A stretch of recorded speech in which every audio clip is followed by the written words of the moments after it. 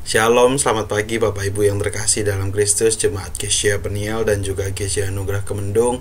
Pada pagi hari ini, Sabtu 2 November 2024, kita boleh berjumpa kembali, kita boleh bersatu kembali dalam nama Kristus Tuhan. Kita boleh sama-sama belajar dan kami boleh sama-sama merenungkan firman Tuhan yang Tuhan titipkan dalam program Gemar di Kitab Ulangan pasal yang ke-33 ayat yang kedua sampai yang ketiga. Mari kita baca bersama-sama.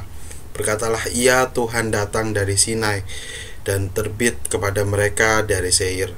Ia tampak bersinar dari pegunungan Paran dan datang dari tengah-tengah puluhan ribu orang yang kudus. Di sebelah kanannya tampak kepada mereka api yang menyala. Sesungguhnya ia mengasihi umatnya, semua orangnya yang kudus. Di dalam tangan mulah mereka, pada kaki mulah mereka duduk dan menangkap sesuatu dari firman-Mu. Puji Tuhan jika Bapak Ibu terus melanjutkannya sepanjang Ulangan pasal 33 ini, di mana diceritakan Musa memberkati ke-12 suku Israel sebelum Musa meninggal.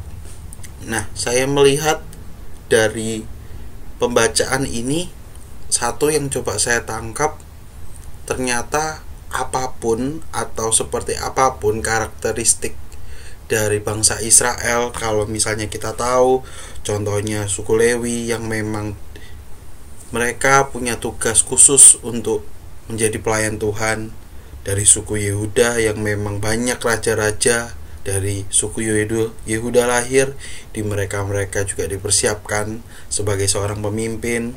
Suku Dan yang punya keberanian, yang jadi cukup salah satu juga pemimpin. Dan juga ada suku Naftali yang diberikan kecerdasan, diberikan kecepatan, di mana dia juga diasosiasikan sebagai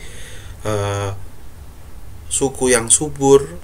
Dan juga suku Gad yang juga kita tahu seringkali digambarkan dalam Alkitab, mereka merupakan satu suku yang cukup memiliki banyak prajurit yang tangguh.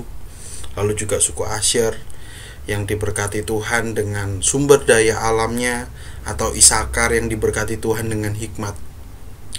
Tapi semuanya jika Bapak Ibu baca hingga akhir, di mana berkat yang diberikan Musa kepada suku-sukunya merupakan berkat Tuhan yang sama, berkat Tuhan yang sama-sama baik, berkat Tuhan yang sebenarnya, di mana suku-suku bangsa Israel dengan masing-masing karakteristiknya menjadi penguasa, menjadi pemimpin, menjadi sebuah suku yang punya dampak yang baik, punya dampak yang positif, diberikan dan dijanjikan Tuhan sebuah kehidupan yang layak, kehidupan yang melimpah.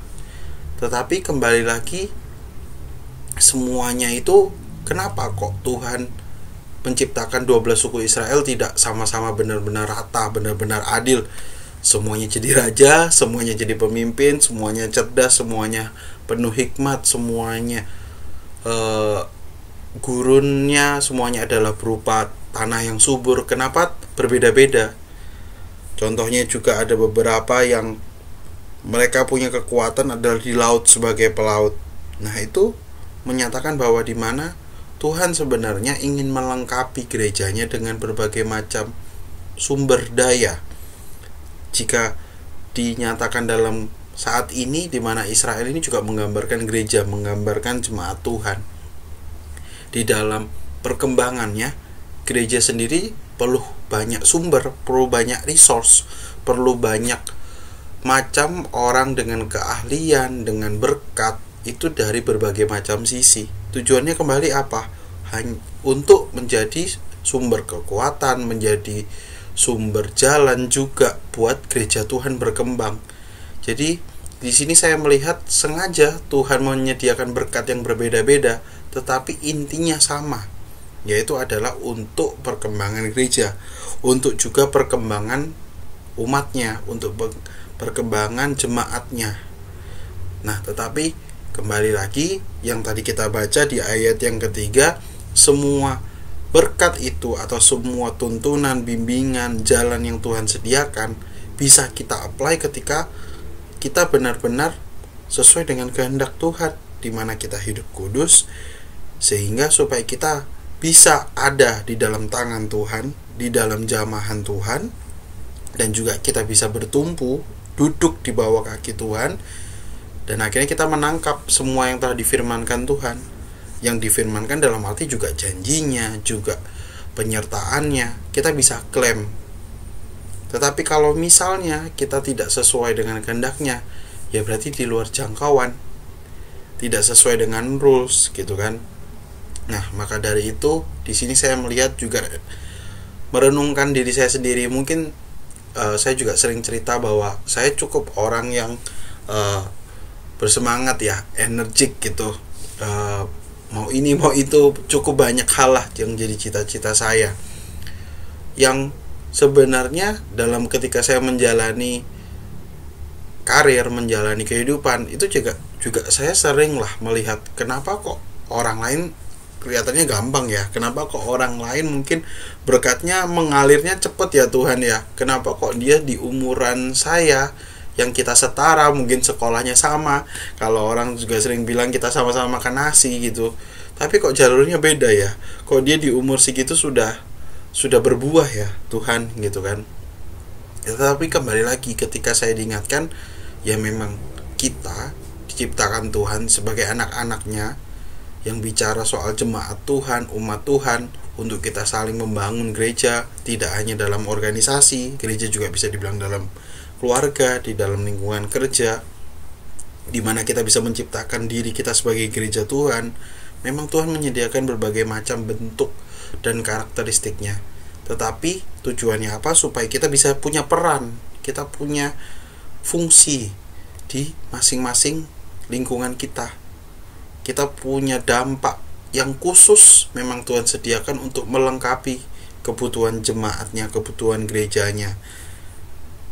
Tinggal kita mau menjalankan fungsi kita atau tidak, dan kita juga tetap mau menerima janji Tuhan itu sesuai dengan firman-Nya atau tidak. Nah, di sini saya juga mulai menggambarkan, dan mulai disadarkan Tuhan punya rencana yang berbeda-beda. Jadi saya juga harus menjalankan rencana yang sudah Tuhan titipkan.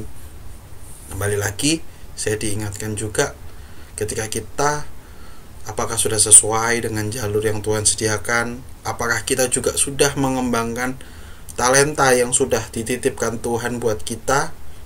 Karena talentanya berbeda-beda. Mungkin aja saya nggak jago di alat musik, tapi saya jago di tempat lain.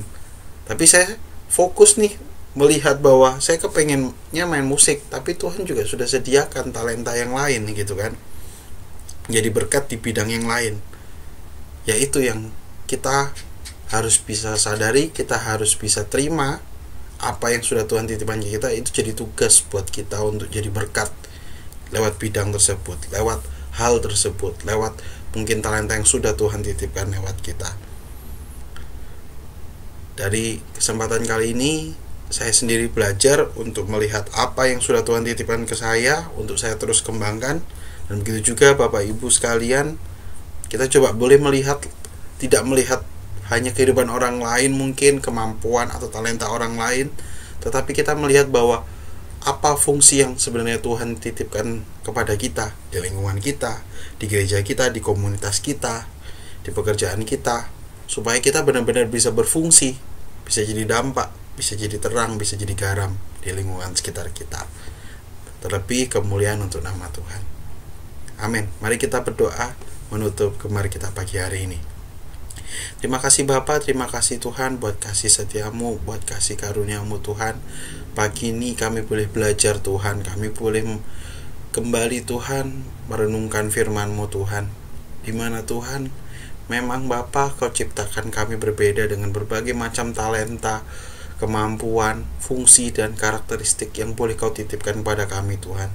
Tuhan, tapi biar kiranya kami punya roh bersyukur Tuhan, kami punya roh yang taat Tuhan, kami punya roh yang memahami Tuhan, mengerti Tuhan setiap fungsi kami dalam kehidupan kami Tuhan, dalam lingkungan kami, dalam keluarga kami, dalam gereja kami Tuhan, sehingga kami boleh berperan Tuhan, kami boleh berfungsi secara maksimal Tuhan, sehingga kembali lagi Tuhan, nama-Mu boleh dimuliakan Tuhan, kami boleh jadi terang, boleh jadi garam Tuhan buat lingkungan sekitar kami Tuhan.